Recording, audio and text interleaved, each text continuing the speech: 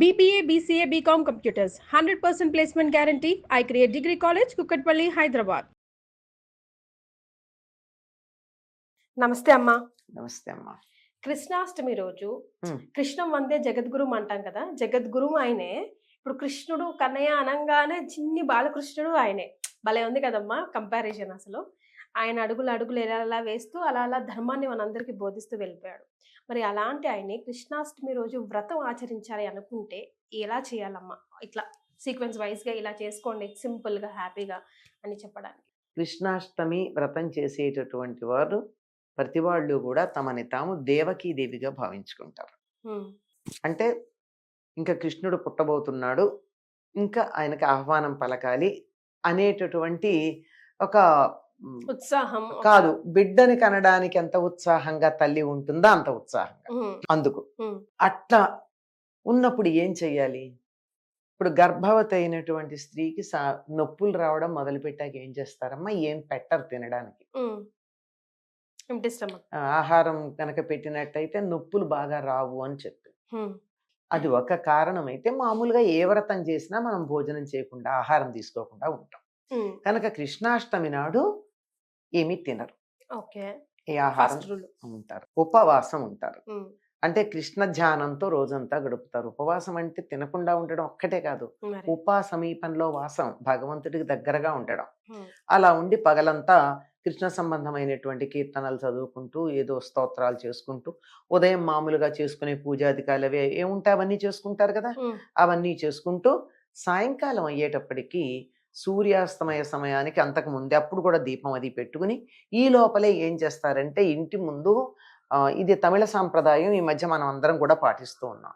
కృష్ణుడు ఇంటికి వస్తాడు అని చెప్పి బుజ్జి బుజ్జి పాదాలు వేస్తారంటే ఆ కాళ్ళల్లో ఆ వాటిల్లో అడుగులు వేసుకుని వస్తాడు. కానీ గర్భవతి కడుపులోంచి వచ్చేటటువంటి వాడు అడుగులు వేసుకుంటూ వస్తాడా? అది కూడా చేయడు కదా, అలా వచ్చేస్తాడు అంతే. అలాంటిది ఒక నమ్మకం, మనకు ఒక సంప్రదాయం, ఒక ఆచారం, మనకి ఇష్టమైనటువంటివి చేసుకుంటాం. అట్లా చేసి సాయంకాలం నుంచి కృష్ణ సంబంధమైనటువంటి స్తోత్రాలు, పగలు కూడా అవే చేస్తాం, చేసుకుంటూ ఉండి అర్ధరాత్రి 12 గంటలకు ఆయన జన్మించాడు. ఆ సమయానికి ముందు దాకా సత్కాలక్షేపం చేస్తూ అప్పుడు కృష్ణుని పూజిస్తారు. మనందరికీ అన్ని రకాలుగా పూజించడం అవి రాకపోవచ్చు, అందుకని భాగవతం తీసుకుని కృష్ణ జనన ఘట్టం చదువుతాం. దశమస్కంధంలో కృష్ణుడు అవతరించినటువంటి ఘట్టం. ఎందుకు అది చాలా ప్రధానమైంది అంటే, అక్కడ కృష్ణుడు అవతరించబోతున్నాడని చెప్పి ఆ చెరసాలలోకి దేవతలు, ఋషులు వాళ్ళందరూ వచ్చి అక్కడ నిలబడి తొందరగా అవతరించు తొందరగా అవతరించని కీర్తిస్తూ ఉంటారు. వాళ్ళ కీర్తనలు కూడా ఉన్నాయి, ఇక్కడ భాగవతంలో కనపడతాయి. అలా ఉండగా దేవకీదేవి గర్భంలోంచి ఒక్కసారి వాయువు లాంటిది ఒకటి బయటకు వచ్చేస్తుంది.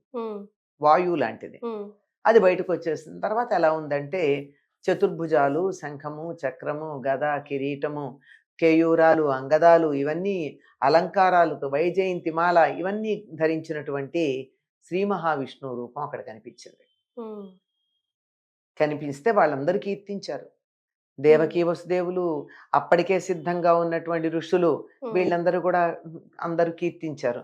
కీర్తించిన తరువాత ఏం చెయ్యాలో వాళ్ళకి దిశానిర్దేశం చేశాడు విష్ణువు.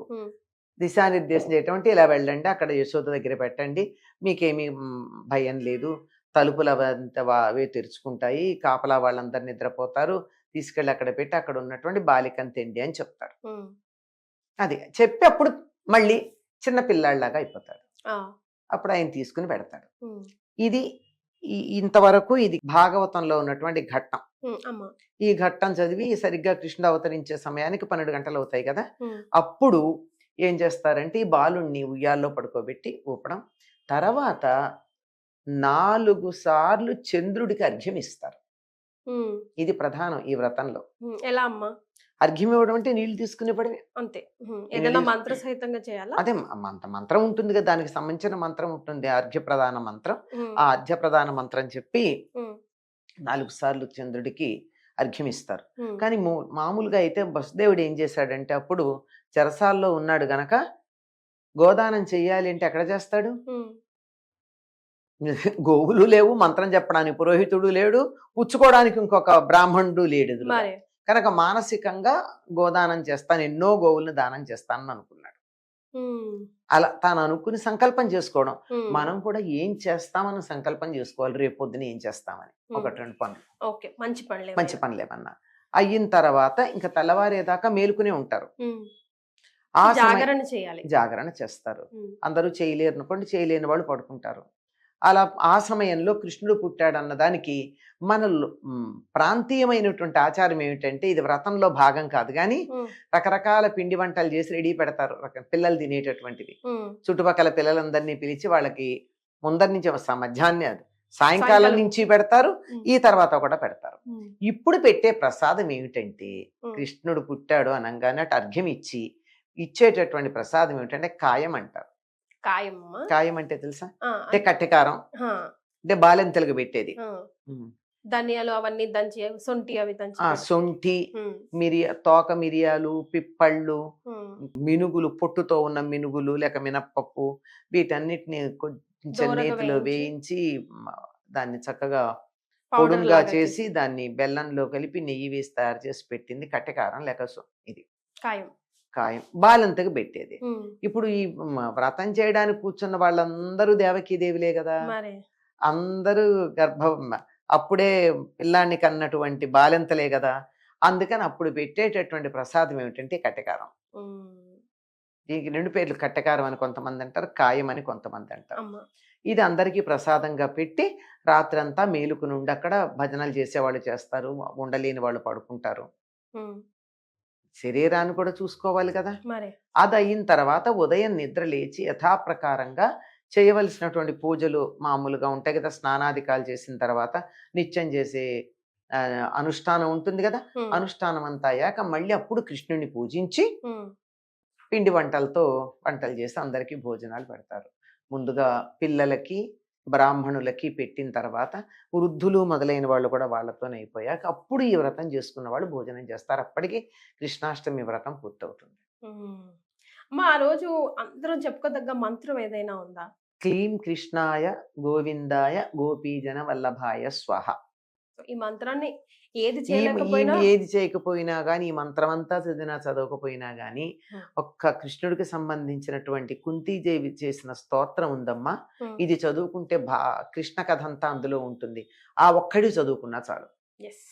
శ్రీకృష్ణ యదుభూషణ నరసఖ శృంగార రత్నాకర లోకద్రోహి నరేంద్ర వంశదహన లోకేశ్వర దేవతానీక బ్రాహ్మణ గోగణార్తిహరణ నిర్వాణ సంధాయక నీకున్మృక్యత త్రుంపవే భవలతల్ నిత్యానుకంపానిధి. మొత్తం కృష్ణ కథ అంతా ఇందులో ఉంది. భవలతల్ త్రుంపవే, నాకున్న సంసార బంధాలన్నీ పోగొట్టవలసింది కృష్ణ అని చెప్పి ప్రార్థించింది. ఇలాంటి శ్లోకం ఏది చదువుకున్నా చాలు, కృష్ణం వందే జగద్గురుం అనుకున్నా చాలు, మంత్రమే చదవాలని నియమం ఏముందమ్మా, ఏ స్తుతి చేసినా చాలు. చాలా సంతోషం అమ్మా, ధన్యవాదాలు.